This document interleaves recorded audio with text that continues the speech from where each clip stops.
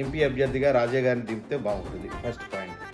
అయితే రాజే గారిని ఎందుకు దింపాలంటే ఇదే కాన్స్టిట్యున్సీ నుంచి ఇదివరకు డిప్యూటీ సీఎం రాజే గారిని తీసేసినప్పుడు కడియం శ్రీహరి గారిని మనం పెట్టినాం. అంటే వీరికి సమానంగా వీరిని పెట్టినాం.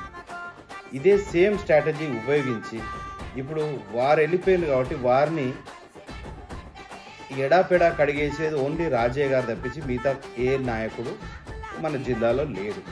ఎవరిని పెట్టినా పిచ్చుక మీద బ్రహ్మాస్త్రం మీద పిచ్చుకను వదిలినట్టు ఉంటుంది. రివర్స్, బ్రహ్మాస్త్రం మీద పిచ్చుకను వదిలినట్టు ఉంటుంది. అయితే రాజయ్య గారికి విపరీతమైన సింపతి వచ్చింది, విపరీతమైన సానుభూతి వచ్చింది. అట్ ద సేమ్ టైం అంటే ఇది పబ్లిక్ పల్స్, ఇది మన పర్సనల్ పల్స్ కూడా కాదు. మీరు కూడా ఈ వీడియో చూసిన తర్వాత కామెంట్స్ రూపంలో తెలియజేయండి. నో ఇది. అయితే ఇన్ని రోజులు సంపాదించుకున్న మంచి పేరు, కడియం శ్రీహరి గారు సంపాదించుకున్న పేరంతా ఒక్క దెబ్బతో పటాపంచలు అయిపోయింది. సరే, రాజే